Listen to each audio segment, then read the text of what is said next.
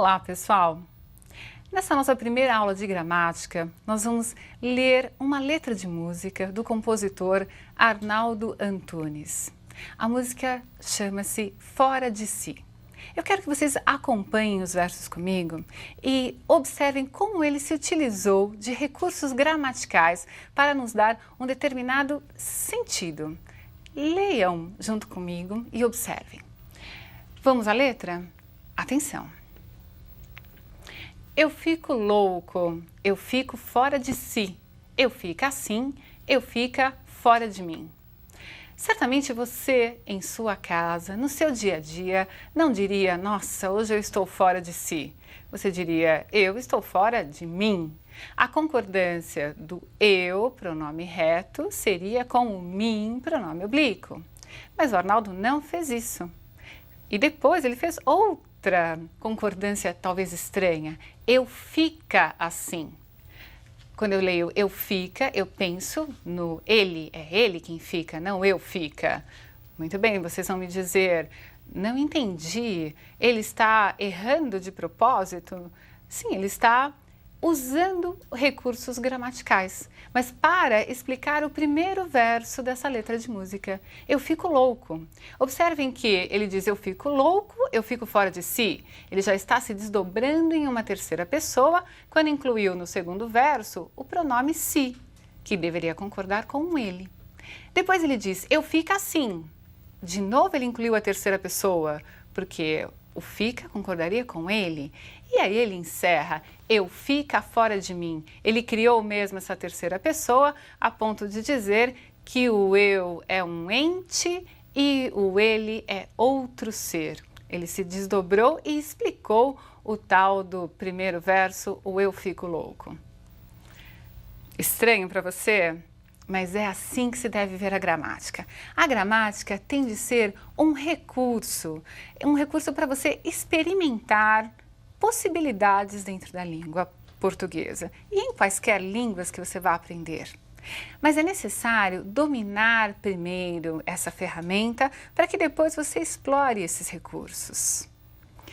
Então você poderia me perguntar, por que eu vou estudar gramática? Aí está o meu conselho, leia na tela.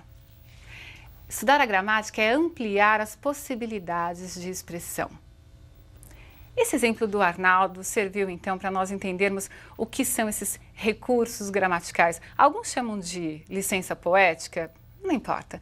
Você também pode fazer isso, desde que você conheça a ferramenta e a utilize como um instrumento. Vamos começar então a entender essa ferramenta.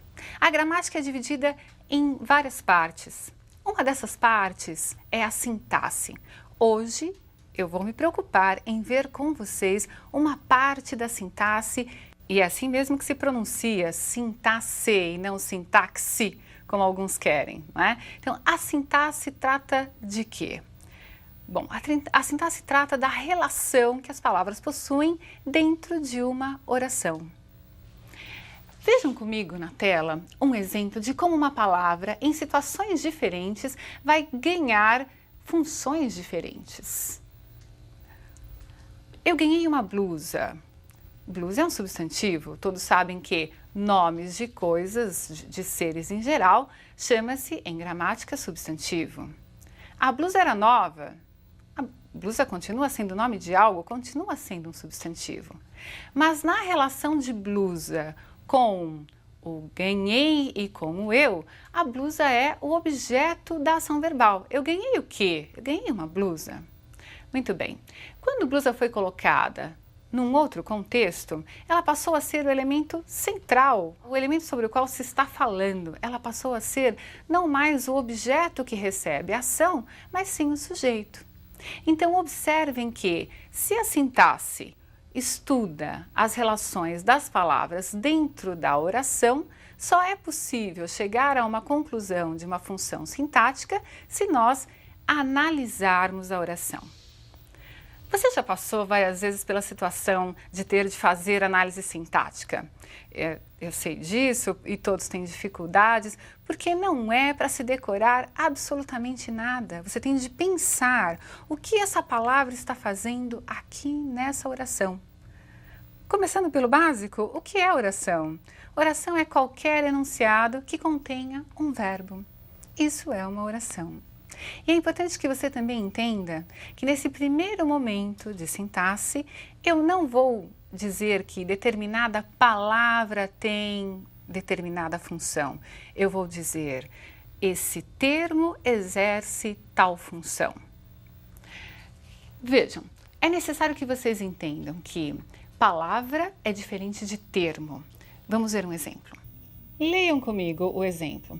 A alta dos juros provocou a crise financeira. Se eu perguntasse a vocês quais são os elementos principais dessa oração, sobre o que estamos falando e o que estamos falando, vocês me diriam, estamos falando sobre a alta dos juros. Teríamos um sujeito. E o que estamos falando sobre a alta dos juros? Que essa alta provocou a crise financeira. Teríamos o predicado. Observem, portanto, temos dois termos essenciais, o sujeito e o predicado. Mas o sujeito é formado por 4 palavras. O predicado é formado por 4 palavras. Então, eu não vou me referir, na análise sintática, à palavra isoladamente. Vou me referir aos termos que compõem a oração. É claro que, em alguns momentos, nós vamos ter uma palavra representando um termo, mas não é necessariamente essa a equação. Guardem, portanto, que as partes da oração serão chamadas de termos. Vamos começar por um termo essencial? Vamos começar pelo estudo do sujeito?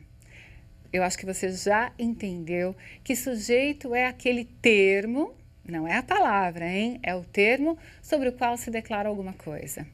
Nós temos 5 tipos de sujeito. Né? Alguns gramáticos simplesmente fazem a divisão em sujeito determinado e sujeito não determinado. Nós vamos fazer uma divisão didática, né? Para que vocês entendam como é possível reconhecer esses sujeitos determinados e não determinados e como é que você faz para, através do verbo, chegar a essa classificação. Comecemos pelos sujeitos mais simples, o chamado sujeito simples e composto.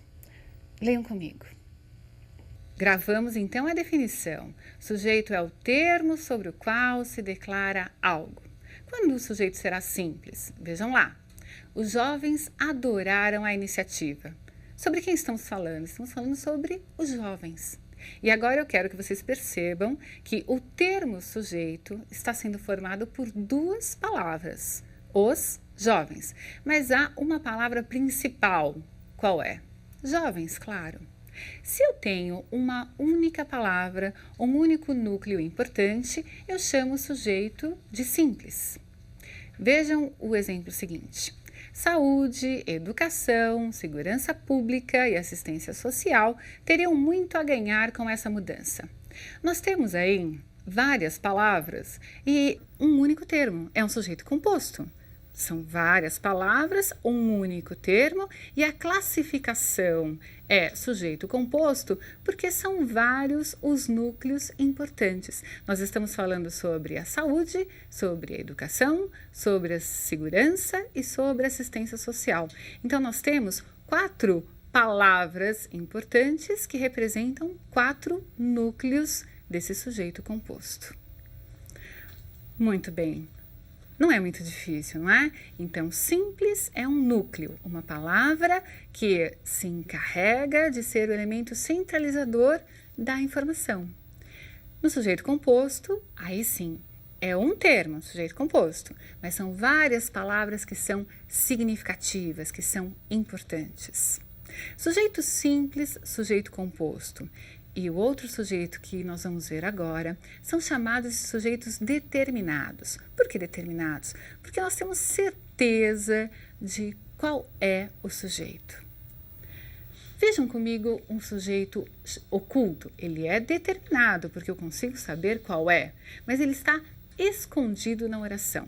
Escondido ou pela desinência verbal, pela terminação do verbo, ou então ele está escondido no contexto, mas eu consigo identificar. Por isso ele é chamado também de determinado, ao lado do sujeito composto e do sujeito simples. Vamos ler? Contei a história muitas vezes. Observem, contei a história. Será mesmo necessário escrever eu contei a história? Ou vocês já saberiam que o verbo contar se refere ao eu? Eu acho que vocês já saberiam. Isso quer dizer que o verbo ou a terminação do verbo, a chamada desinência verbal, já indica a pessoa sobre quem se está falando.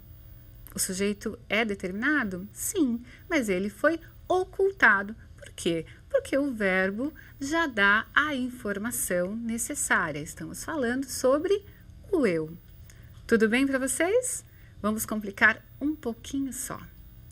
Nós vamos ver dois exemplos de um sujeito que é chamado indeterminado. Entenda o seguinte, o indeterminado é aquele que eu não quero revelar. Não quero por quê? Porque eu não sei ou porque eu não posso. Né? Eu posso não saber quem fez a ação ou eu posso não querer contar quem fez a ação.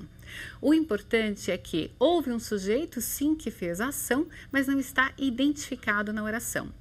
Vamos ler os dois exemplos?